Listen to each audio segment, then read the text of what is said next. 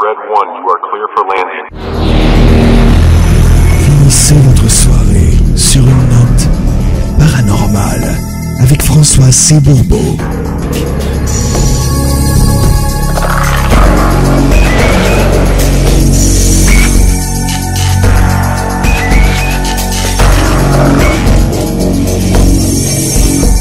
Bonjour mesdames et messieurs, bienvenue encore une fois au magazine télé de l'insolite. Ici François C. Bourbeau, je suis heureux de vous accueillir encore une fois pour, avec moi, procéder et suivre une démarche qui, lentement mais sûrement, va vous permettre de comparer la science et l'insolite. Donc, c'est un peu comme la physique et la métaphysique, l'astronomie et l'astrologie.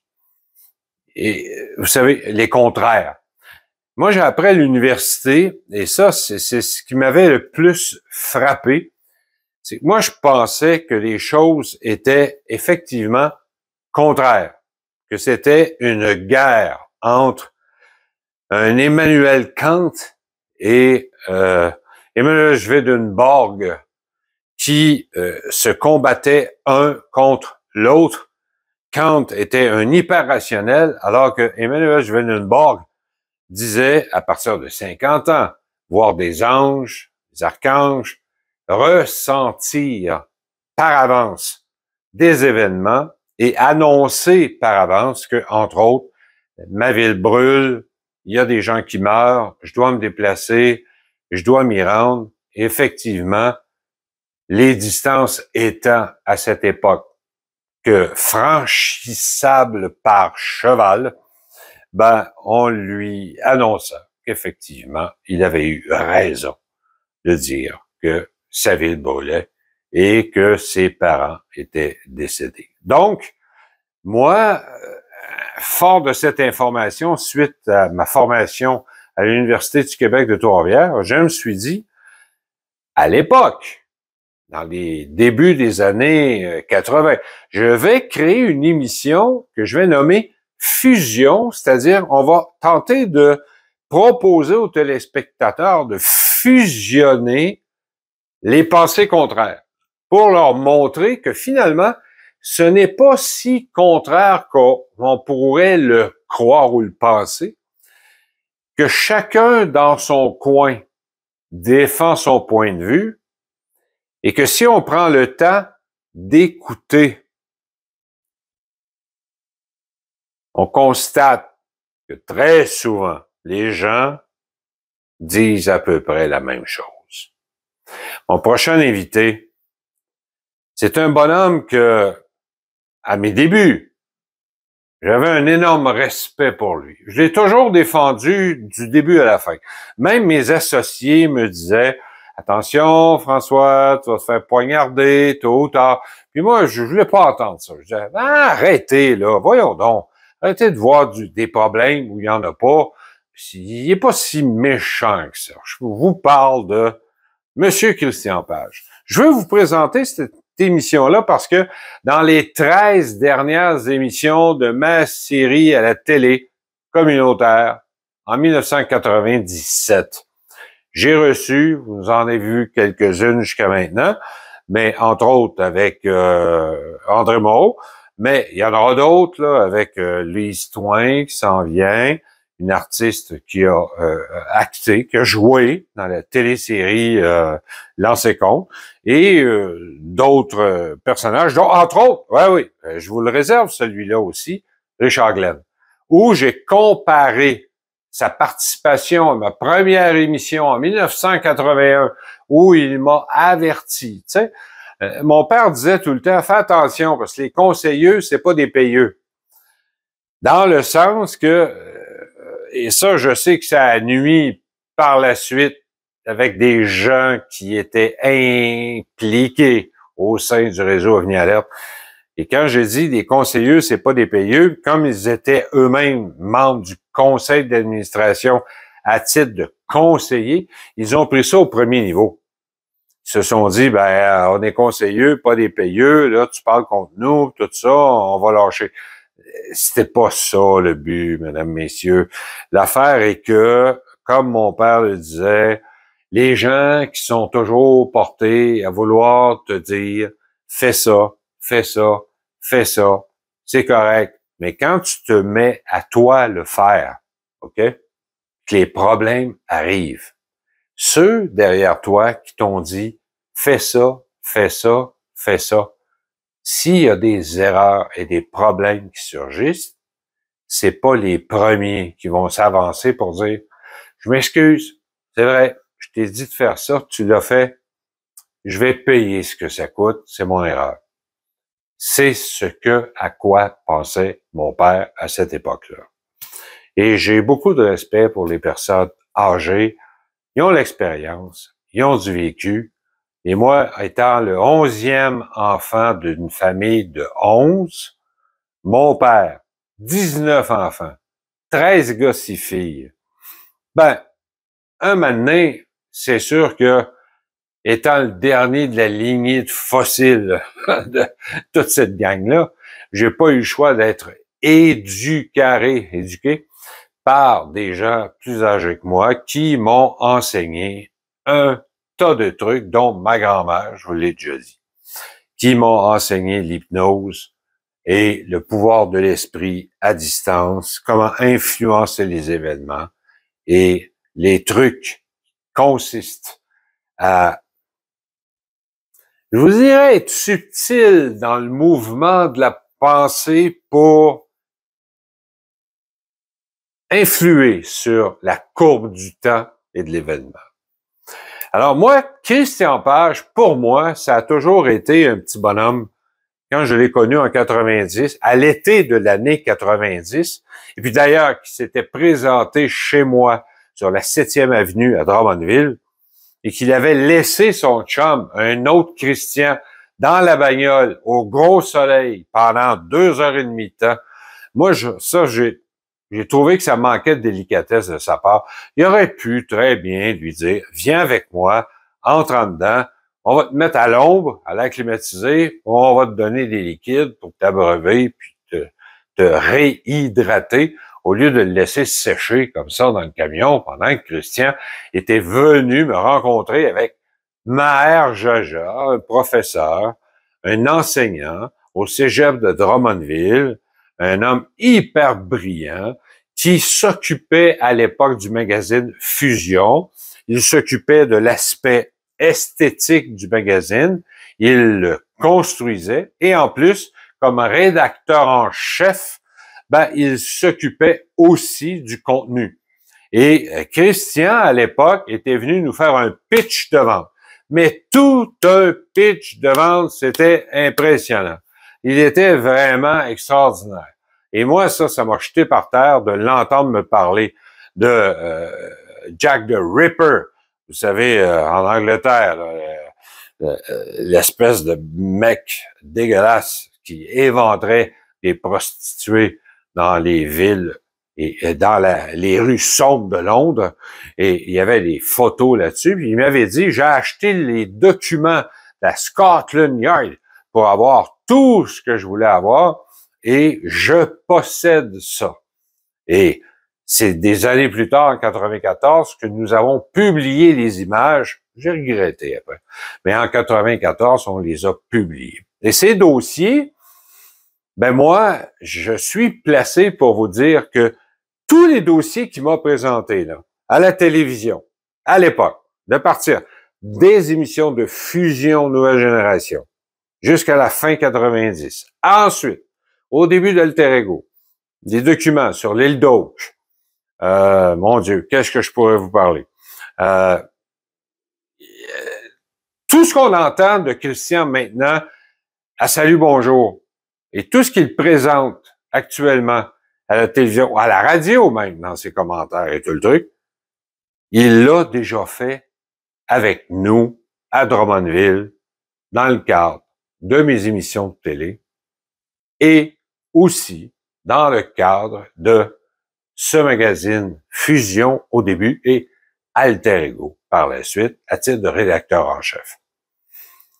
Moi, je vous invite je vais arrêter là, mais je veux quand même vous donner un signal, un signe, juste pour vous outiller avec un petit quelque chose de plus qui vous manque. Écoutez comment les gens s'expriment. Ça, c'est très révélateur. Et ça, j'ai mis du temps à le comprendre à l'époque où mes associés, dont André Patry, mon investisseur premier, ensuite Monsieur Grenier, second investisseur pour le magazine et tout le truc, et il me disait, ce gars-là, on le trace pas, il est dangereux, fais attention François, il va te piquer tes dossiers, il va tout faire. Puis en effet, j'ai toutes les preuves. Et j'ai gardé les copies des chèques qu'il a encaissés. Je pourrais là tout vous présenter ça, là, un en arrière de l'autre, juste pour appuyer mes assertions, pour vous démontrer que j'ai aimé ce gars-là, je l'ai aidé, j'ai vraiment tout fait pour qu'on puisse travailler ensemble, pour avoir du plaisir, puis réussir, puis aller plus loin encore. Et l'entente était dès 1992, le premier de nous deux qui réussit à la télévision, TVA, Radio-Canada, Nouveau, nomme-les là, ben, ils s'organisent pour que l'autre puisse monter lui aussi au même niveau, puis ensemble, on va travailler pour faire en sorte que nous allons changer un peu le visage de la télévision québécoise et leur présenter les meilleurs dossiers. Vous connaissez la réalité, il y en a un qui est pas là, et c'est moi. Moi, tout ce que je veux vous dire, quand quelqu'un parle et qu'il se nomme en premier, remarquez bien dans le discours. Ça vaut pour Cazot, ça vaut pour tous les ufologues, ça vaut pour même André Moreau, ça vaut pour tous ceux qui sont passés dans le cadre de mes émissions Fusion, Fusion Nouvelle Génération, Alter Ego Spiritus, tout le monde. Écoutez les gens quand ils parlent. S'ils se nomment en premier, d'abord, c'est une erreur de français, et s'ils se nomment en premier, ça traduit bien davantage le pourquoi ils le font et à quoi cela sert-il. On devine alors dans leur mental qu'ils se placent au premier niveau et que tous les autres sont en deçà. Je vous laisse découvrir à partir de maintenant ce qui va suivre.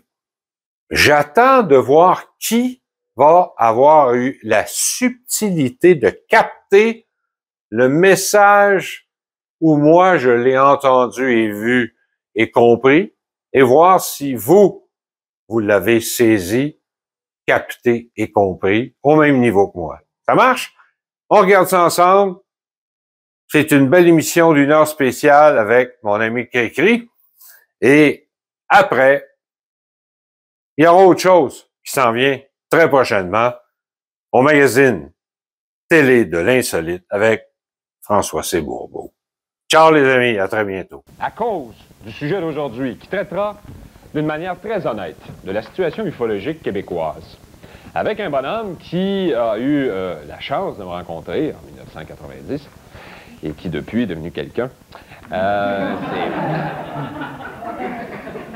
Je fais attention, il y a tous les fils des mains en arrière du panneau, il va peut-être tous les arracher et on va sortir hors d'onde. Non, c'est un gars fort sympathique, on est devenus très très copains au fil des années et on a beaucoup réfléchi sur l'avenir de l'ufologie au Québec.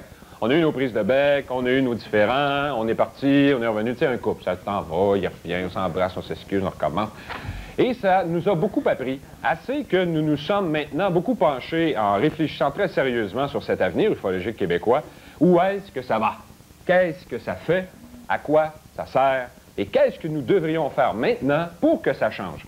Mesdames, Messieurs, la discussion sera intéressante pendant toute cette heure. Je vous demande de l'accueillir. Il s'agit du journaliste animateur de l'émission Énigme Vidéotron Montréal, Christian Page, s'il vous plaît. Hey, quelle présentation! Comment ça, Christian? Ah, on va les repris.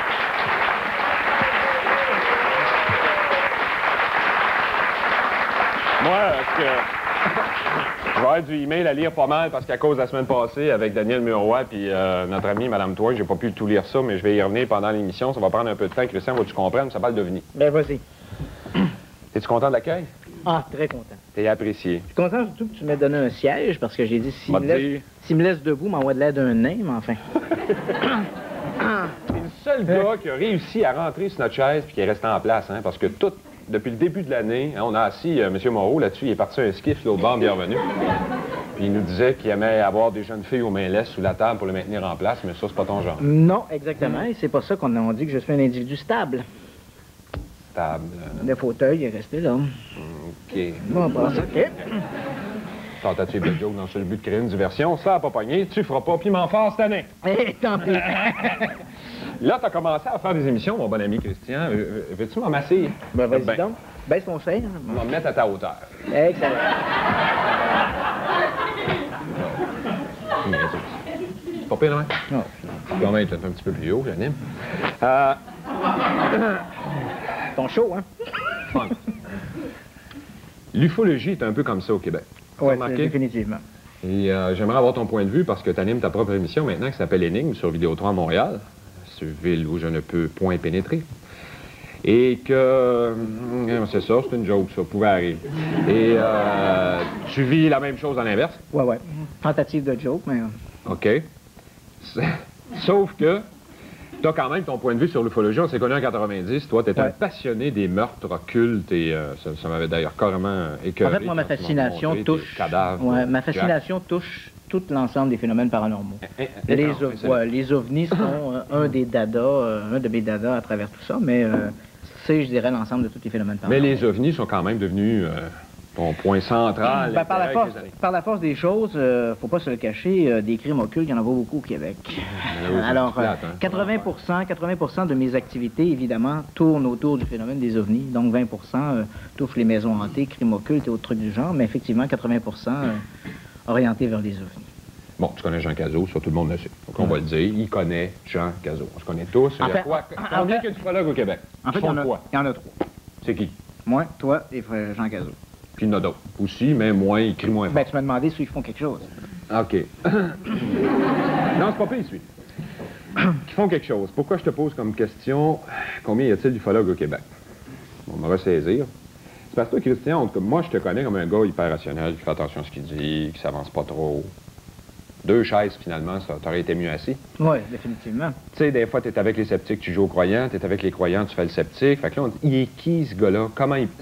Si on le pognait, si j'étais sa blonde, j'étais tout seul avec lui dans la maison, qu'est-ce qu'il me dirait si je posais la question?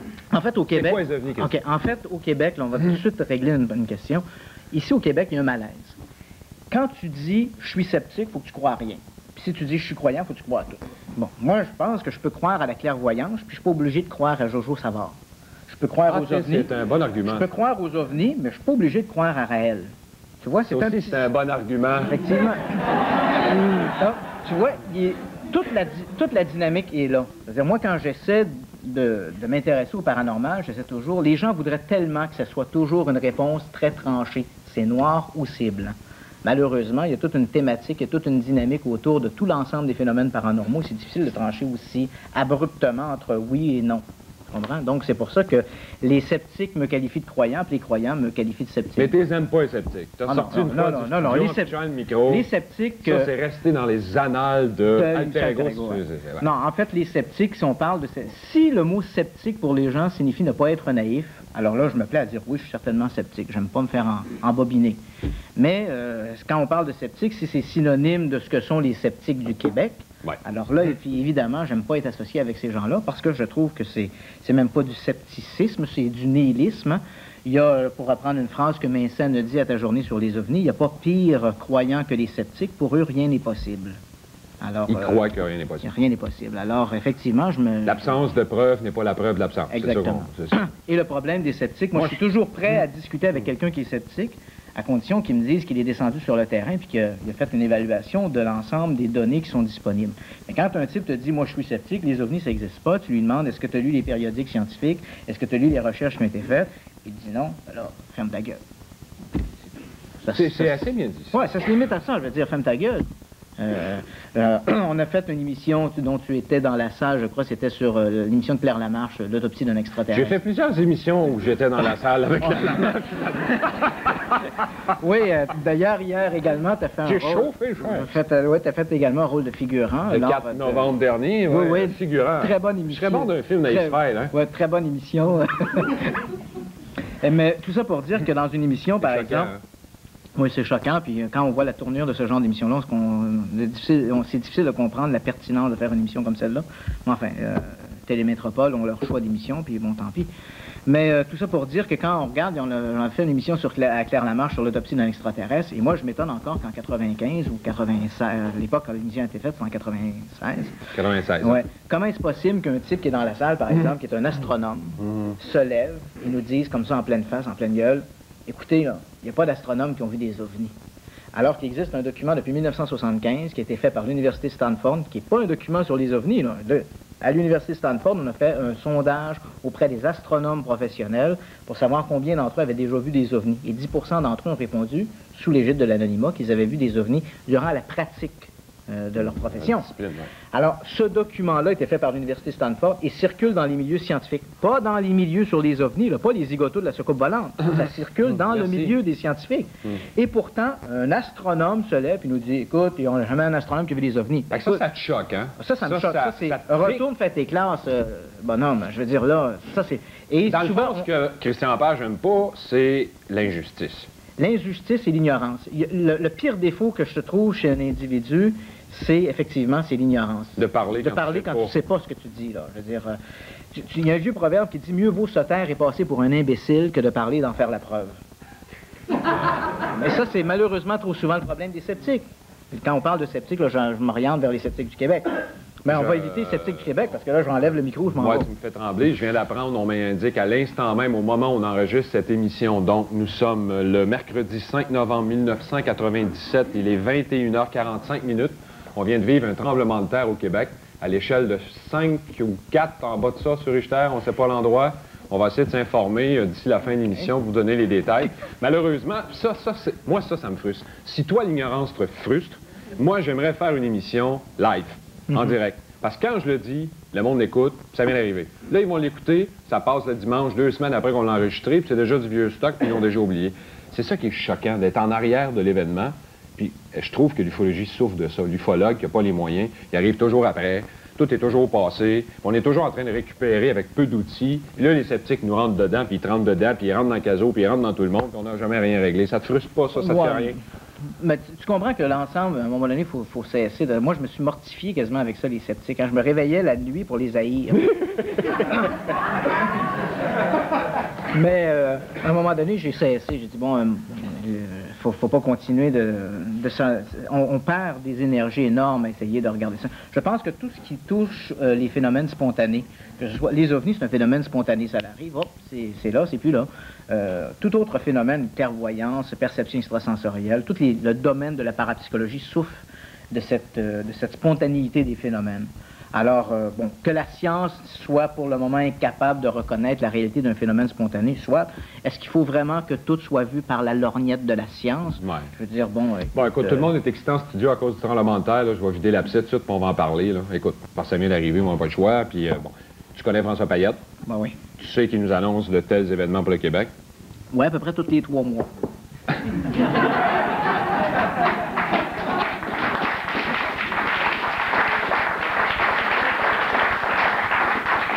T'as raison, c'est vrai. Non, mais l'annonce, maintenant, il va arriver, le maudit tremblement de terre. Vous vous rappelez, la semaine passée, je vous ai passé cet article-là, je sais pas, les gars, l'autre bord, si vous l'avez gardé en grave, vous pourriez peut-être nous le représenter à l'écran, parce que là, tout le monde se parle dans le studio qui t'écoute pas quand tu parles, fait que ça donne rien de continuer à parler d'OVNI, là. Un séisme assez fort pour tirer les gens du lit. C'était à 21h30, donc, le mercredi 5 novembre 97, qu'il y a eu un tremblement de terre. Je ne connais pas la magnitude ni l'épicentre, mais il y avait quand même dit une affaire, on le voit à l'écran. Voyez-vous, c'est l'article du Journal de Montréal du 29 octobre, en page 18, où Payette disait qu'il y aura beaucoup de signes avant-coureurs. On l'a dit à l'émission, Payette, il l'a presque. À chaque fois qu'il est venu ici, Christian, il a dit des affaires, il se trompe un peu, mais calique, il y a le petit hic fatigant qui est pas loin. Ouais, mais moi, je l'ai reçu à mon émission. Tu sais qu'on peut le voir à l'avenir, là. Oui, mais tu sais, moi, je l'ai reçu, François, à mon émission, et puis il avait annoncé, je pense, une éruption volcanique dans le milieu du Saint-Laurent. Oui, c'est ça. Ça, c'était pour le 24 décembre 95, là, finalement. Non, moi, à mon émission, il annonçait ça. Ça s'est pas produit. C'est ça pour juin 97. Non, ouais, mais avant ça, il l'avait dit à mon émission pour décembre. En fait, j'avais même fait une activité au cégep à l'Université de Montréal qui s'appelait Vision de l'an 2000. Et Payotte me confirmait à la dernière minute s'il serait là ou pas là, parce qu'il devait foutre le camp en Europe si ça devait trembler ici au Québec. Et ça, c'était décembre 95. C'est un charlatan ou quoi? C'est un gars qui profite de la tribune médiatique? Non, pas du tout. Je pense que François est honnête dans son travail. Mais il se faut. Oui, exactement. Bon, tu m'arraches les mots de la bouche. Tu sais, je veux dire, il y a un moment donné, quand tu dis, bon, j'ai fait un peu une boutade en disant, oui, tous les 3 mois, à peu près, ils annoncent un cataclysme. Ben, tu comprends qu'à un moment donné, à force de dire n'importe quoi sur n'importe quoi, il y aura finalement quelque chose qui va se produire. Et c'est un peu souvent le problème des voyants. Hein. Ils disent, j'ai dit ça, j'ai dit ça, j'ai dit ça. Mais ouais, mais je fais remarquer à un moment donné que si on prenait l'ensemble de toutes les prédictions de tous les astrologues dans le monde entier, on trouverait au moins une prédiction pour chaque événement à peu près. Quelque part, là, au moment où on se parle... en haut de la moyenne. C'est ça. L'an dernier, il y a sûrement quelqu'un, quelque part, qui avait prédit la mort de Lady Di. Dans son petit coin de pays, il doit être devenu une célébrité. Il y avait, avec son article de journal, « J'ai prédit la mort de Lady Di ». Tu vois, c'est un petit peu ça le problème avec la... Ouais, le reste de l'année, évidemment. Il va toujours capitaliser autour d'un événement qui s'est produit. Hein? Jojo Savard et tous les autres font la même chose. Il faut... oui, montre-moi ça, Schnick. Et t'apprends à m'écrire de quoi? Montre-moi ça vite. Écris ça vite, vite, vite, là. C'est parce que je veux te faire... Ne pas taper sur la table. Faut plus que tu tapes sur la table. OK. Parce que sinon, regarde, ça, c'est un 6.9 sur Richter, dans les oreilles du Richter. C'est très bien. OK. Non, mais c'est un show live. Faux live. L'important, moi, il n'y a pas personne... Moi, quand je t'ai connu en 90, tu es arrivé avec ton paquet de dossiers, puis là, tu m'as fait un speech de 4 heures, puis tu nous as jeté à terre, moi, puis Mère Jazer, parce que c'est un gars brillant, il retient, mais il a une mémoire phénoménale, colossale. Puis on s'est dit, on peut pas se permettre de pas travailler avec un gars de même, tu sais, il en pleut pas.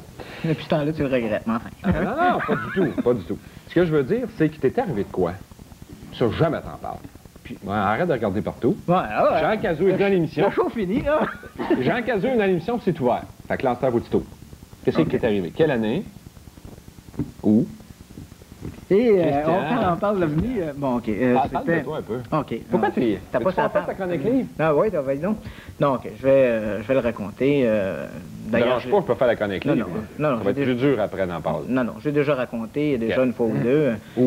Pour moi, mon intérêt pour le paranormal débute en 1976. C'était bien effectivement, c'est assez particulier comme expérience. J'avais 14 ans. J'étais sur le bas-côté de la route. Je faisais de l'autostop. Il y a une voiture qui arrive dans ma direction, il était à peu près 22 heures. Je dis à peu près parce que j'ai dit une fois qu'il était 21h45, puis une fois j'ai dit 20h, 22h10. Les sceptiques ont tombé là-dessus. Maintenant, il était à peu près 10 heures. J'étais sur le bas côté de la route. Et puis il y a une voiture qui s'en vient dans ma direction. Et arrivé à ma hauteur, l'automobiliste donne un coup de roue. Probablement pour m'effrayer un peu parce que peut-être que j'empiétais sur la ligne blanche, là. Pas celle du centre de la rue, là, mais celle qui... Tu n'avais pas pris d'alcool? Non, absolument pas. Alors là, à ce moment-là, la voiture, le moment où le conducteur donne son coup de roue, je me rappelle très bien le véhicule style parisienne des milieu des années 70, une grosse bagnole. Alors, la voiture, donc, entre dans le gravier, et au moment où le conducteur reprend la route, l'asphalte, les roues arrière, c'est un véhicule à propulsion, donc les roues arrière se mettent à déraper. Ça se dirige dans ma direction. Là, je suis tout près de la voiture, là. Je sens qu'il va y avoir l'impact. Ou en tout cas, j'anticipe l'impact plus que je le sens. Et puis à ce moment-là, au moment où le véhicule arrive sur moi, je me sens littéralement saisi par un seul côté, par l'épaule, mais une seule main sur une grippe sur une épaule qui me soulève du sol. Et là, je suis suspendu dans l'air et je vois très très bien le véhicule. J'ai l'impression qu'il passe au ralenti sous moi, c'est la malle arrière. Toi, tu te vois et je me vois dessus et je me dis, hey, c'est amusant, je peux faire marcher mes pieds au-dessus de la malle arrière de la voiture. Ça me surprend. La malle arrière, tu parles bien, là, tu parles du coffre en arrière. C'est ça, la valise. Okay, la valise. La fameuse valise. La valise. Bon, OK. La valise. Alors, je vois mes pieds comme ça, que je peux comme marcher dans l'air au-dessus de la malle arrière. Fait que la voiture, après que le véhicule est passé... Hey, t'es dû pour Radio-Canada. Ah, et tu perds. Oh, c'est très bien. Alors, après que le véhicule a été passé, il se réenligne sur l'asphalte. Puis toi, t'es où? Tu marches encore? Non, là, c'est vraiment curieux, c'est difficile à raconter comme ça. J'ai comme été basculé, toujours par cette poigne-là sur l'épaule, j'ai été comme basculé, après que le véhicule ait été passé. Alors là, je me retrouve un peu orienté dans cet axe-là, un axe peut-être de 45 degrés. Là, j'ai les pieds dans les airs et le visage vers le sol. Et là, je descends le fossé, parce qu'il y a un immense fossé, et ensuite, on a un champ agricole juste au côté. Donc, quand je descends le fossé, encore là, c'est amusant, j'essaie de m'accrocher après les brindilles d'herbe, puis j'ai réussi à peine à saisir le bout des brindilles qui se brisent entre mes mains. Fait que là, c'est comme un rêve, c'est fantastique ce qui se passe. Puis ça, tout ça dans l'ordre de la fraction de seconde. Là, je tombe dans le... C'est tout vite, là. Je tombe dans le fossé. OK. Quand je me relève... Tout de suite? Tout de suite. Là, il y a la prise a lâché. Je revois le véhicule qui est là sur le bas-côté, qui quitte le gravier, qui reprend l'asphalte et qui s'éloigne. Et à ce moment-là, à nouveau, c'est pas une pince que j'ai sentie, mais là, comme 2 paires de mains qui m'ont agrippé. Une comme sur le visage et une autre autour des chevilles. J'avais l'impression que celle qui me tenait les chevilles était un nain. Puis celle qui me tenait comme par le visage et par les épaules était un petit peu plus grande. Et un peu à côté de ça, j'avais l'impression d'un 3e personnage, mais beaucoup plus grand. Et celui qui était comme le nain qui me tenait les chevilles, je l'entendais dire « on va le tuer maintenant ». Et celui qui était plus grand disait « non, non, pas tout de suite, on va rien qui faire peur ». Là, ces mains-là, invisibles, parce que j'essayais de toucher quelque chose, il n'y avait rien, ça m'a comme saisi et ça m'a avancé peut-être, je dirais, une vingtaine de pieds dans le champ agricole. Et puis soudain, tout s'est arrêté. Je me suis relevé, j'avais perdu un espadrille qui était resté dans le fossé. Je voyais là, c'était un champ de maïs, je voyais tous les plants de maïs qui étaient brisés. Moi là, assis là, dans le milieu du champ, là, comme un imbécile. Non, pas du tout. T'avais-tu mal à quelque part? Pas du tout. Seulement toujours cette sensation de pince sur l'épaule au début. La pince qui m'avait la main qui m'avait soulevée. Déchiré? Non, mais boueux, taché de terre parce qu'on m'avait traîné. Mais rien, absolument rien. Je me suis relevé. Oui, je me suis relevé, puis tout ça venait de durer pendant à peu près une vingtaine de secondes, une trentaine de secondes, toute l'expérience, là. Une trentaine de secondes maximum. Là, tu es allé chercher ton espadrille. Oui, là, j'étais dormi. Oui, parce que marcher comme ça, j'étais quand même loin de chez nous. J'aurais usé mon bas. Alors, j'ai mis mon autre espadrille, puis je suis rentré chez moi. Comique. Ouais. C'est tout. Ouais. Mais tu t'imagines... Explication. Mais tu comprends qu'une expérience comme celle-là, on raconte ça comme ça, ça semble... Attention à mon 6.9. C'est amusant, je la raconte de façon amusante, mais j'ai été, j'admets, de nombreuses années, lorsque je racontais cette expérience-là à des très proches, j'avais tout le temps la gorge nouée, parce que ça a été pour moi très traumatisant l'expérience. Dans les semaines qui ont suivi, j'étais bouleversé par ça. Et ça m'a, évidemment, je me suis questionné sur le paranormal. Tu aurais pu être effectivement percuté par le véhicule et que les 3 bonhommes, c'est les 3 personnes dans l'auto qui sont pensant t'avoir tué, puis là, ils sont peut-être sous comme une balle, ils veulent pas faire de la prison, on va le rachever, il parlera pas, il dira pas que c'est une Parisienne qui m'a frappé, puis on décolle d'ici. As-tu pensé à ça? Bon. Ça pourrait. Il faut comprendre que quand les individus, que l'on parle d'ovnis ou qu'on parle de phénomènes paranormaux, quand les gens racontent les anecdotes, hein, je faisais remarquer que à Claire-Lamarche hier, il y a 2 semaines. Oh, oui. Alzheimer, le temps. Comme chez Belle, hein, le temps n'a pas d'importance. Tu as remarqué chez Belle, ils retournent tous chez Belle, Marcula? Oui, c'est définitivement. Okay. Mais tout ça pour dire que plus de 50% des gens qui vivent dans les pays industrialisés croient aux phénomènes paranormaux. Ouais. Et une grande partie de ces gens-là justifient leur croyance aux phénomènes paranormaux par des anecdotes, des expériences qu'ils ont vécues. Des expériences spontanées qu'on ne peut pas reproduire en laboratoire. Mais ça peut être, par exemple... on pense à un ami qu'on n'a pas vu depuis de nombreuses années, et puis le soir même, on va au dépanneur et on rencontre l'ami en question. De retour chez soi, on croise la sœur de l'ami sur la route. Bon, toutes des séries d'anecdotes comme ça qui sont telles qu'on va conclure à un phénomène paranormal. Pour d'autres gens, ça peut être l'apparition d'un fantôme ou l'observation d'un ovni. Peu importe. L'ensemble des phénomènes paranormaux, c'est souvent spontané, on ne peut pas le reproduire en laboratoire, et les gens croient au paranormal parce qu'ils ont souvent vécu des expériences comme celle-là.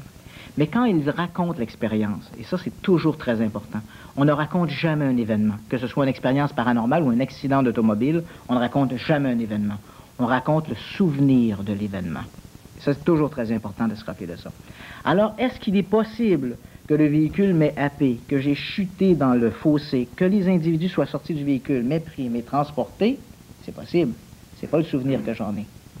Le souvenir que j'en ai, c'est que le véhicule s'est éloigné, que les individus qui se trouvaient à bord n'ont pas débarqué de la voiture et que ce sont des mains invisibles, des entités que je ne voyais pas, qui s'en sont pris à moi et qui Donc, m'ont comme traîné. soulevé avant l'impact pour te sauver la vie.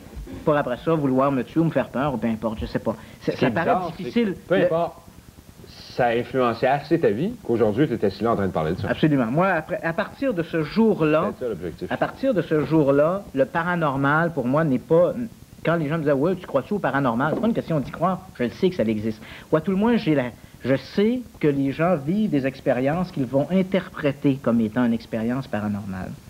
Et moi, en ce qui me concerne, l'expérience a eu un tel impact qu'aujourd'hui, ça guide ma vie. Je veux dire, la première chose que je pense en me levant le matin, c'est à cette expérience-là et l'impact qu'elle a eu sur ma vie. Et c'est la dernière chose à laquelle je pense quand je me couche également. Pauvre Donc, tableau. eh oui, qu'est-ce que tu veux? Mais il y a des petites pauses. OK. C'est quand même pas si pire. Non, c'est pas vrai si que pire, quand on est pris par les tripes, tu veux trouver une réponse. Oui, finalement. absolument. C'est le questionnement, puis là, tu vas tout faire pour trouver des réponses, Et peu importe c'est quoi. toujours ce qui me fascine, c'est de rencontrer des gens, discuter avec eux souvent de leur expérience paranormale, et je sais ce qu'ils me...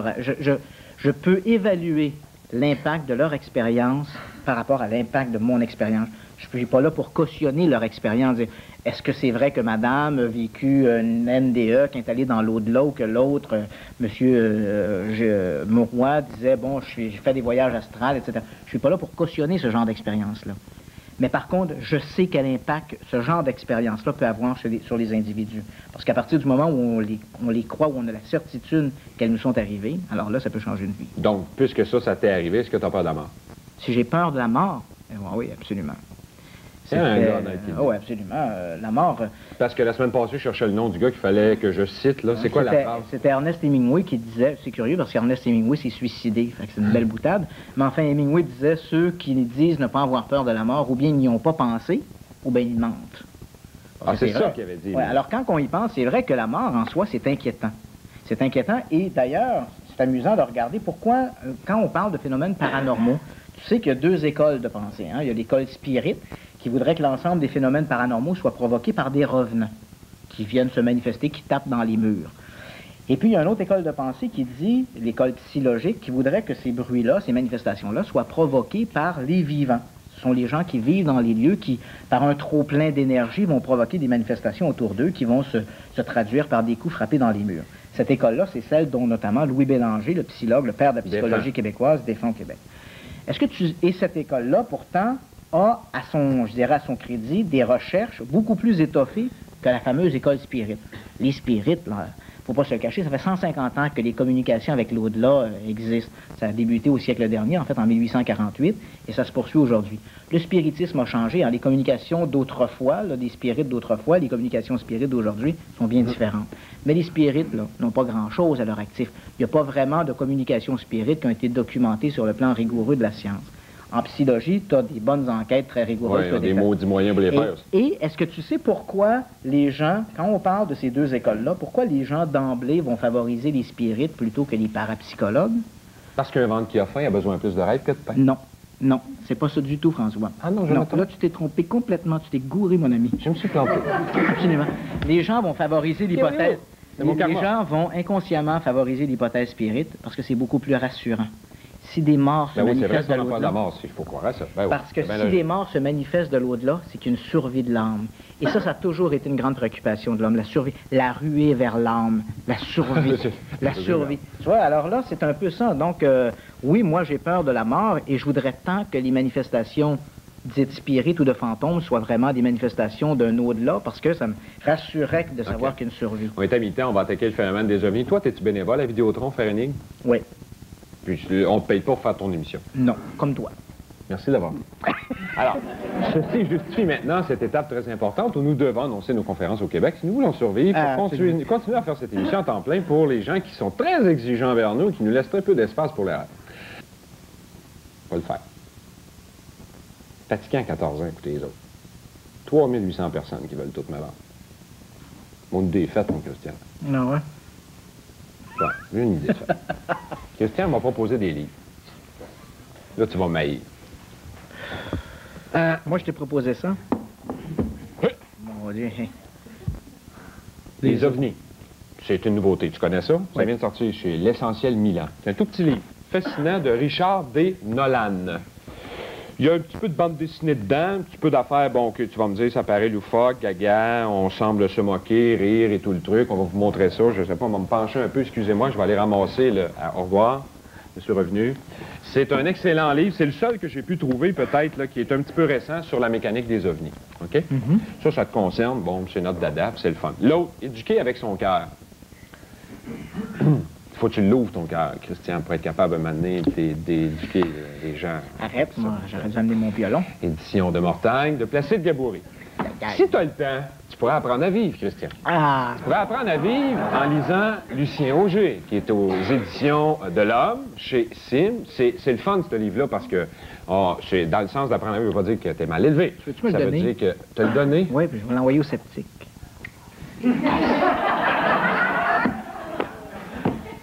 Le temps d'apprendre à vivre. Le temps. Prendre le temps. Le temps. Ensuite, tu l'envoies. Enfin. Aussi, si tu n'es pas sûr de ta psychologie, tu pourrais acheter ce livre-là, Christian. Parce qu'avec l'énéagramme, hein, tu vois qu'il y a des formes, des triangles, tout ça, ça a l'air à partir du calcul de 9. Là, tu pourrais tout calculer ta psychologie. Pourquoi t'es de même, pourquoi t'es méchant avec les sceptiques, pourquoi t'es gentil avec moi, pourquoi tu l'es moins. Bon, tu pourrais t'apprendre, tu pourrais tout savoir de Francis Sel, je sais pas s'il y va, S-E-H-L, découvrir votre type psychologique avec cette technique. Et Gilbert Gagnon, qui est MAPS, je sais pas ce que ça veut dire, tactique de changement et d'évolution, nouvelle application de la programmation neurolinguistique.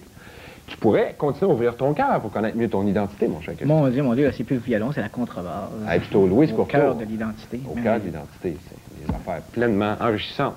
Et si t'en as, tu pourrais développer ton talent de leader. Peut-être que ton magazine survivrait. Michel Carrière, chez Québécois. Entrée, puis là, quand tu as appris tout ça, il y a Péma Chaudron. Mais C-H-O-D-R-O-N, chez Chaudron, je ne sais pas. Tu pourrais entrer en amitié avec ton toi-même. Ah, c'est merveilleux. C'est me, myself and I, je m'aime, je m'embrasse, je suis beau. Et si tout ça ne réussit pas à changer, je te conseille Clément Blain avec l'ABC de la connaissance de soi, mon cher Christian, aux éditions Québécois. Je suis sûr que tu vas être un homme transformé. Parce que Christian a édité ceci. Elle l'édite encore, d'ailleurs. Ben oui, c'est la bonne nouvelle. On peut-tu le montrer, les gars, l'autre bord? Hey, Pierre et Robert, check ça. Regarde ça, c'est bon. Énigma. C'était ton dernier numéro. Oui, c'est ça. Qui est paru à l'été. Il est paru cet été. Donc, les jaser pendant que le monde va noter le titre de ton magazine. OK, parce que... Pendant ce temps-là... Encore de descendre sous la chaise. Ah, Arrête de descendre comme ça sous la chaise, ça donne... Les gens de l'extérieur ont des mauvaises idées quand ils te voient descendre. Il y a rien que toi qui le sais. Moi, je suis revenu, Pierre. En fait, tout ça pour dire qu'effectivement, il y a des gens qui étaient des lecteurs d'Enigma ont cru que le magazine avait disparu parce qu'effectivement, depuis l'été, on n'a pas produit d'autres numéros. Oui. En fait, ce que l'on a fait, durant l'été, il y a le magazine Facteur X qui est sorti. Il y a une anecdote amusante d'ailleurs, parce que dans Facteur X, est-ce que je peux montrer quelque chose? Bon, OK. Dans Facteur X, c'est un magazine qui est européen. Oui. Et puis avant que le magazine arrive au Québec, les gens de Facteur X m'ont appelé. Ils m'ont dit, on voudrait faire une entrevue avec un ufologue québécois. Donc, j'ai eu droit à ma...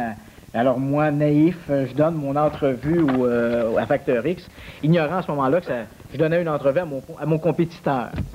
Mais enfin, lorsque le magazine est arrivé au Québec, là, j'ai compris que quand on m'avait appelé de France, on m'avait dit le magazine va être distribué dans les pays français, mais d'Europe. Alors moi, j'imaginais la France, la Belgique, la Suisse, etc. Évidemment, j'ignorais que le Québec est en Europe. Mais enfin, peu importe. Le magazine arrive, et là, je constate effectivement que je me suis fait piéger, j'ai donné une entrevue à mon compétiteur. Bref, tout ça pour dire que ce que l'on voulait évaluer avec le magazine Enigma, c'était l'impact de Facteur X sur les ventes du magazine Enigma. Et je dis un gros merci à tous les lecteurs du magazine Enigma qui, malgré la sortie de Facteur X, ont resté fidèles à Enigma. Alors, effectivement, on est en train de redessiner un peu le look d'Enigma. On va essayer d'orienter maintenant le contenu éditorial. Tu es content, tu vas pouvoir le racheter. Ben oui, on va orienter maintenant le contenu éditorial davantage vers de l'actualité québécoise. On va laisser, puisque Facteur X, c'est difficile de compétitionner un magazine comme celui-là, tout en couleur, tu sais ce que c'est, hein? Oui, je suis un petit peu... Oui, parce que l'affaire du leader et sur la survivance des magazines, tu sais ce que c'est. On apprend bien. Tu aurais dû lire avant. Mais en fait, tout ça pour dire que avec c'est difficile de compétitionner un magazine comme celui-là en offrant à tout le moins des contenus d'articles qui se ressemblent. Alors, Ouais, on va essayer d'orienter davantage Enigma De toute façon, vers... les Québécois veulent savoir ce qui se passe au Québec. Exactement. En dessous de l'Australie. Alors, Enigma va rester le seul magazine d'actualité québécois pour ce qui se passe au Québec sur les ovnis, sur le paranormal, etc., etc. Et Enigma devrait reprendre le chemin des kiosques dès janvier 98. Bon, ça, c'est la bonne nouvelle. OK, pour le temps qu'il nous reste, les ovnis. Oui. Qu'est-ce qu'il faudrait faire pour que ça change? Est-ce que tu sens qu'il y a encore cette guerre intestinale entre les groupes? Toi, tu me disais au téléphone que tu en avais plein le Luc dans le miroir, vous comprenez, là? Que les groupes se scindent, ils poussent des champignons, on n'a jamais entendu parler de lui, puis ça fait 60 ans d'expérience. Ouais. Qu'est-ce que tu penses de ça? Ben, moi, ce que je trouve de ces groupes... bon, il y a des gens qui vont dire que, bon, François Bourbeau, Christian Page et Jean Cazot, c'est drôle que ces gens-là parlent contre les petits groupuscules alors qu'eux-mêmes ont 3 groupes, finalement. Il faut comprendre un peu l'historique. Hein? On est là depuis plusieurs années, on voit un peu l'historique. Moi, lorsque j'ai décidé de créer SOS OVNI, il n'y avait pas de groupe ufologique au Québec. J'avais milité avant dans UFO Québec. UFO Québec a disparu. Il n'y avait plus vraiment de groupe. Alors, j'ai créé SOS OVNI. Il faut bien comprendre qu'à cette époque-là, OVNI Alerte n'était pas un groupe. OVNI Alerte était une ligne téléphonique, hein, la ligne téléphonique de François Bourbeau pour signaler un OVNI. Alors, j'ai décidé de... Et il y avait des gens au Québec qui voulaient s'impliquer dans un groupe sur les ovnis, qui avait une approche cartésienne. Donc, on va sur le terrain et on enquête sur ce qui se passe. Ouais. Alors, j'ai créé SOS OVNI. Lorsque Cazot est arrivé, Cazot avait une approche tout à fait différente. Je pense que tu l'as reçu à ton émission. Une approche beaucoup plus subjective. Alors... C'est moins qu'on puisse dire. Exactement. Et je serais mal placé pour dire est-ce que Jean a raison ou est-ce que j'ai raison. Bon, moi, je pense que Jean a tort. mais tu comprends que, somme toute, c'est une opinion personnelle. Jean a peut-être raison. Mais ce qui est le fun, on est capable maintenant, les trois, t'en parler. Donc, Jean a peut-être raison dans son approche. Alors, quand Jean a décidé, il dit, moi...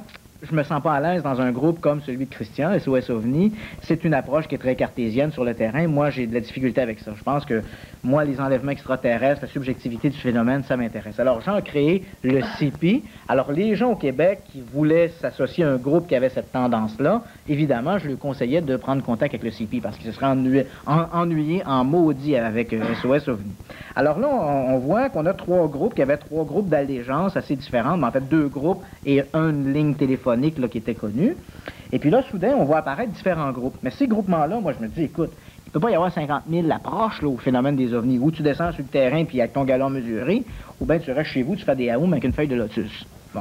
Alors, tu l'as aimé, t'as l'approche de Jean Cazot, t'as l'autre, t'as la nôtre, t'as celle de SOS OVNI, alors, ou celle d'OVNI Alerte. Je sais qu'il y a des types OVNI Alerte Saguenay, qui ont repris un peu la démarche de François.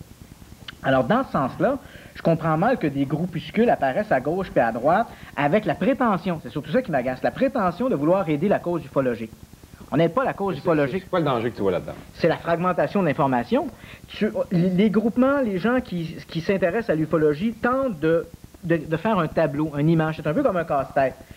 On met des pièces d'un puzzle, on essaie de monter une image, et pendant ce temps-là, il y a des gens sous prétexte qui essaient d'aider la cause ufologique, qui viennent dans ton dos, et puis ils ramassent des dossiers à gauche et à droite, donc des morceaux du puzzle. Alors finalement, quand tu vas finir ton puzzle, il va te manquer des morceaux. Pourquoi? Parce que monsieur X ou Y, à gauche et à droite, a créé son petit groupe. C'est un trip d'ego, c'est pas un trip de... Le gars veut pas aider la cause ufologique, il veut aider son ego, il veut être le directeur de son groupe. Ouais, on est assis chez nous, on est dans mon salon, on fait de l'ufologie dans mon salon. Ça aide pas la cause. On fragmente l'information. Alors là, à ce moment-là, je donnais un exemple à Jean lorsqu'on parlait de ça. J'ai dit, écoute, tu as 3 cas d'enlèvement. Tes 3 cas d'enlèvement, c'est 3 personnes qui disent qu'ils ont été enlevés par des petits gris. Conclusion, le monde qui se font enlever par des extraterrestres sont tous enlevés par des petits gris. Ce que tu sais pas, c'est que Ticlin, dans son bled, qui a ouvert son groupe Ses OVNIs, lui, il y a 2 cas d'enlèvement, mais par des gens qui avaient des grands cheveux blonds. Là, tu sais, là. Lui, ses conclusions, c'est que le monde... Une grosse médaille dans le cou. Une grosse médaille dans le cou, c'est ça. Alors, lui, il va dire que les gens qui se font enlever par des extraterrestres sont enlevés par des grands blonds. Tu vois? Fait que là, on vient de fragmenter l'information. Si ces 2 personnes-là auraient travaillé entre eux autres, leur conclusion aurait dit, bah, ceux qui se font enlever par des extraterrestres, c'est 50% par des petits gris, 50% par des grands blonds. Tu vois, là, on aurait une image qui serait plus réaliste du phénomène au lieu de la fragmenter de cette façon-là. Et ça, c'est souvent, c'est malheureux de dire ça, puis là, je ne veux pas dire ça de façon péjorative, mais tu as été dans le domaine de l'édition, tu sais un peu ce que c'est. C'est ce que moi j'appellerais un peu souvent la philosophie du Québécois. Hein? Tu trouves un restaurant sur le coin de la rue, tu trouves un dépanneur sur le coin de la rue, il y en a 3 autres qui vont s'ouvrir ces 3 autres coins de rue. Et finalement, tous les 3 toutes les cartes vont crever. Alors, c'est ça un petit peu qui est malheureux. On dit, bon, écoute... On n'est pas assez italien dans l'âme. C'est ça. Il y a un groupement ufologique qui a une approche tout à fait subjective. Donc, si vous êtes chez vous, là, puis ça vous intéresse, les extraterrestres, les enlèvements, vous avez envie d'entrer en contact télépathique avec ces bonhommes-là, aller dans les champs, faire des cas d'affaires pour attirer les extraterrestres, Horton, puis etc. René Acheteur, puis Monca. C'est le CP, Jean Cazot, c'est à Hall, ça, c'est la bonne place. Si vous êtes intéressé de faire de l'investigation, de descendre sur le terrain, prendre des mesures, etc., ben il y a SOS OVNI qui font un bon travail, qui ont un magazine qui s'appelle Phénoména, qui est un magazine qui est distribué dans tous les pays francophones du monde. Et là, le Québec, on Qui est fait en France. Qui est fait en Toi, France. tu fais la version québécoise dans Enigma. Je fais la version, c'est ça. Les gens de SOS Local, OVNI, si. les gens de SOS OVNI ici sont publiés, leurs recherches sont publiées dans Enigma, et les recherches aussi de SOS OVNI Québec sont régulièrement publiées dans le Phénoména qui est fait en France, qui est distribué dans les pays d'Europe. Donc, les gens de SOS OVNI au Québec ont une visibilité internationale. D'ailleurs, SOS OVNI, il ne faut pas se le cacher, c'est le seul organisme ufologique au monde qui a un statut international. C'est un organisme qui a un pied à terre dans tous les pays francophones du monde. Donc alors, à ce moment-là, essaie de m'expliquer la création de l'Association québécoise d'ufologie. La fédération, Wow. l'Association québécoise. Ou un autre groupement dans la région au nord de Montréal qui ont repris le nom de UFO Québec pour capitaliser sur un nom qui avait une excellente réputation, mais qui n'existe plus depuis les années 80. Un petit coon qui se lève, hey, prends ce nom-là, c'est un bon nom, c'est UFO Québec. C'est bon, tu sais. C'est bizarre. Pourquoi c'est comme ça? Je sais pas. C'est difficile. Parce que là, tu as fait ta plug, m'a fait la mienne. Suivez-moi, mesdames, messieurs. Allez vous chercher un petit... Suis-moi le monstre de la 1. Regarde. Tu connais de ça, mon Christian? Regarde mon cri-cri, il va te montrer quelque chose. Bon. Ça marche mal, habillé en Jacques, là. Tu connais de ça, ces affaires-là? Regarde bien ça. Beam me up, Scotty. There's no live intelligence down here. Téléporte-moi, il n'y a pas d'intelligence sur cette planète. Tu connais de ça? Oui. C'est quoi, ça? Ben, Comment ça, c'est ça un marche? appareil qui te permet de calculer ta hauteur angulaire s'il y a une observation d'un objet. Là. Si tu veux essayer de localiser un objet, ta hauteur angulaire, ta dimension apparente de ton objet, puis en regardant sur ton cadran ici, tu sais exactement sa position. Hey, tu devrais suivre le cours de technicien en ufologie, toi, niveau 1. Parce que c'est pas ça, pas en toi. Oh oui, t'as raison en partie. Non, je niaise. C'est parce que moi, m'a t'expliquer à quoi je pense. Veux-tu monter le cartable? Parce que la bébelle, où il revient là, c'est bien compliqué. C'est une des machines, que j'ai dû me faire fabriquer parce que tu peux pas acheter ça chez Canadian Tire, là, ça n'existe pas, tu sais, malheureusement. L'ufologie n'est pas une science, mesdames, messieurs. Ça n'en sera probablement jamais une. À moins qu'une université se tienne un moment donné et qu'en fasse une. Ça, c'est le cartable en or que je remets aux étudiants. Puis il est épais, là, faut que tu passes au travail de la documentation, c'est 300 pages. Cette formation-là, moi, j'y crois pour une raison.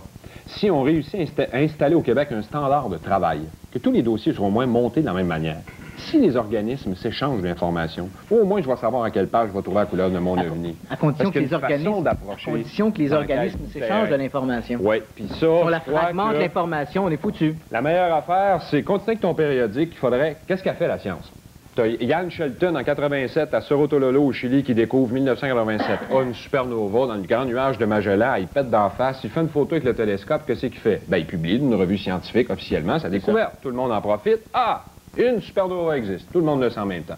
Fait que ça prend un périodique. Marchons à la manière de la science. C'est ça que je dis à Jean Cazot très souvent, qui crie puis qui gueule, puis c'est bien le fun parce qu'il déplace de l'air, puis moi, je suis pas un criard comme lui, puis j'ai une autre personnalité. Je ne veux pas dire qu'il y a plus raison que j'ai plus tort ou inversement, sauf qu'on a chacun notre personnalité, mais moi, je crois une chose.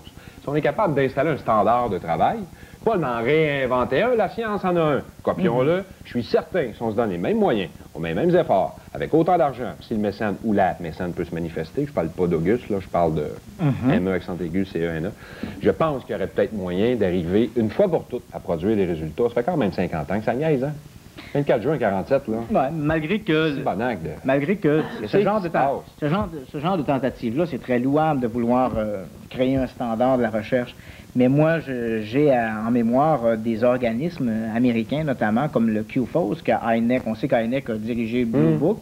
Lorsqu'il a quitté Blue Book, il a créé le QFOS. Bon, Hynek est un scientifique de formation, il a travaillé avec Vallée, et puis ensemble, ils ont établi un standard de la recherche, ils ont créé le QFOS, et bon, le QFOS existe depuis 1970, 30 ans plus tard, ça a apporté quoi? Ouais, ben là, veux-tu aller virer à Chicago sur le coup? Non. Cause donne à Drummond, c'est ce que je voulais dire. Encore une fois, c'est comme venir à la maison. Si ça t'intéresse pas, reste chez vous. Mais si ça intéresse quelqu'un de suivre cette formation, il y a bien des instruments à apprendre à contrôler. Même un Geiger, ça coûte plus de 1000 mais François, sans lancer... on apprend des choses. Oui, mais sans trop critiquer. Ouais. C'est vrai qu'effectivement... c'est vrai qu'effectivement, ça fait des années qu'on se retrouve sur les terrains à enquêter ensemble sur différentes manifestations. Et c'est vrai qu'on est toujours très surpris de voir le manque de rigueur avec lequel des enquêteurs vont sur le terrain. Ben, ils savent pas quoi faire. Ils savent pas quoi faire. Les sceptiques en sont un exemple. Ils savent même pas quoi faire eux-mêmes. Je les ai regardés faire. Je le sais. Ils savent pas par quel bout de commencer. J'étais là, je les ai vus. C'est terrible. Bon, mais on comprend Par contre, ils ont acheté un instrument hautement technologique, un galon, je connais Tire. Oui. Non, je les ai vus sortir un galon. Hein. Non, une mesure exacte, là, je les ai vus faire. Mais tu comprends, effectivement. Je pense que les gens qui s'intéressent à l'ufologie et qui veulent descendre sur le terrain, qui veulent faire une enquête rigoureuse sur le terrain, effectivement, on n'arrive pas là avec nos grosses bottes de caoutchouc, là, puis on va prendre des mesures ici. C'est pas comme ça que ça se passe. Hein? Il y a toute une méthodologie appliquée. Et si la méthodologie, on ne peut pas l'appliquer ou on ne peut pas l'apprendre en compagnie de gens qui sont des vétérans, qui sont allés sur le terrain de nombreuses fois, alors effectivement, je pense qu'à défaut de pouvoir avoir une documentation francophone, je sais qu'il existe de la documentation anglophone sur des cours d'ufologie, mais je ne peux que souligner l'initiative que tu fais qui était très, très bonne de mettre une documentation francophone. C'est disponible pour le public. Puis dans le fond, je te rejoins là-dessus. La fragmentation fait aussi que ces gens-là non formés vont finir par aller sur des cas de traces au sol, vont tout massacrer. On n'apprendra pas plus de ce qui s'est passé sur le terrain. On en a vu des cas qui ont été massacrés, des trucs fantastiques, même souvent des erreurs qui sont venues par des gens qui avaient une grande compétence. Je ne citerai que le cas d'un ovni qui s'était posé sur une maison à Montréal en 1977. Le cas de Florida Malbeuf. Avec ses deux êtres, là. Quand on sait que des gens du UFO Québec sont arrivés là, il y avait des empreintes de pas sur la toiture, on a brisé un morceau de glace, et puis on a essayé de prendre une photo, et on ne s'est même pas préoccupé de prendre une photo flash. On a utilisé un néon qui était dans une pièce, on a pris une photo, la photo est sortie tout à fait sous-exposée, on ne voit absolument rien. Le morceau de glace, là, on l'a mis dans un congélateur, il a fondu, on ne l'a plus. Et puis les échantillons de neige, ils ont traîné dans un frigidaire, puis ils n'ont jamais été analysés. Et ça, c'était un groupe qui avait quand même une approche très rigoureuse. Ouais. On ne jette pas la pierre à UFO Québec. Ils ont fait un travail extraordinaire de défrichage au Québec. Mais on voit qu'il y a eu des erreurs, même là aussi. Alors, effectivement, il faudrait éviter... Moi, je ne crois qu'à la formation. On est en train d'envoyer dans la poubelle le patrimoine ufologique québécois. Moi, je dirais que je défie des gens ici d'essayer de retrouver des documents qui ont à peine 15 ans. Essayer de contacter des gens qui étaient là il y a 15 ans, puis essayer de retrouver les dossiers de l'affaire Malbeuf, les photographies du réservoir Bascatong, etc. Ces documents-là, c'est perdu. On a envoyé ça dans la poubelle. Mais ça, j'ai un autre projet de musée pour conserver le patrimoine. J'espère que tu seras dedans, maintenant, tu seras représenté. Puis combien il me reste? Un mot, t'as dit ça. Hey, oui, ça sera pas long, mais j'évacue les infos parce que le public, dans le fond, s'il regarde cette émission-là, maintenant, ils veulent une réponse, il faut que je les respecte. Pour les gens en studio, je vous le dis, le tremblement de terre était à 5,2 sur Richter dans le coin de Québec. C'est ce que je viens d'apprendre à l'instant même de la part de mon ami Schnick. Et c'est triste pour vous qui nous écoutez actuellement de la maison parce que vous êtes déjà bien au courant. Mais là, ça fait 2 en 2. Le premier était à 4,7. Si lui est à 5,2, je pense que c'est le plus fort. C'est la moyenne au Québec. Sinon, il aurait été à 7, 8, 9, 10. Les autres secousses vont être en bas de 5, puis on n'en reparlera plus. Ça va prendre 50 ans avec ça. On est dans le temps de la chasse. Pas sur lui, sur ça. On est dans le temps de la chasse. Orignal. Si ça vous tente d'en tuer un chevreuil, il y a un caricaturiste de Valcourt, M. Larochelle, qui est fascinant, qui travaille merveilleusement bien, fait un gros plan dans la partie du haut jusqu'en bas. Et voici comment tuer votre chevreuil. Alors, vous vous faites poursuivre par un ovni, vous avez peur de l'ovni, le chevreuil se présente devant votre char, vous checkez plus l'ovni que le chevreuil, vous frappez le chevreuil, vous tuez le chevreuil, votre histoire est réglée, puis il vous restera l'ovni. C'est une joke. Applaudissez le gars, c'est une joke. C'est une bonne joke. L'avoir connu dans le temps d'Alter Ego, c'est la bande dessinée. Je te fais confiance. Je t'envoie ce message. Non pas pour parler d'OVNI, mais pour te parler d'une personne que j'ai rencontrée lors d'une présentation. La personne en question manipule une sorte d'énergie et qui pense, et je pense, à même son corps physique. Elle est capable de... Elle est autistique. Elle fabrique des modules contenant toutes sortes de composantes électriques et avec des bouts de cigarettes et des bouts de macaroni réussit à allumer des lumières. Si tu as vu le film Le Phénomène de John Travolta, tu comprendras que son entourage ne tient absolument pas à révéler son identité parce que... Hein? C'est folle! C'est fini! Le gars en question, c'est On a parlé de Pomerleau. Ouais. Et lui, comme moi, Christian Dakar, si on veut parler de cette affaire-là, dites à M. Pomerleau qu'on l'attend à l'émission, soit Unique de Montréal et ici Alter Ego de Drummond. On veut lui. Police qui s'en occupe, qui faisait ce qu'elle veut. Lui, tout seul, en personne. Et on aura l'occasion de savoir si c'est vrai ces histoires d'énergie. Puis ton show, c'est quoi, vite? Ouais, c'est samedi le 22 novembre au Cégep Maisonneuve à Montréal, la 3e journée montréalaise sur les ovnis. Conférence Quelle date? le 22 novembre prochain.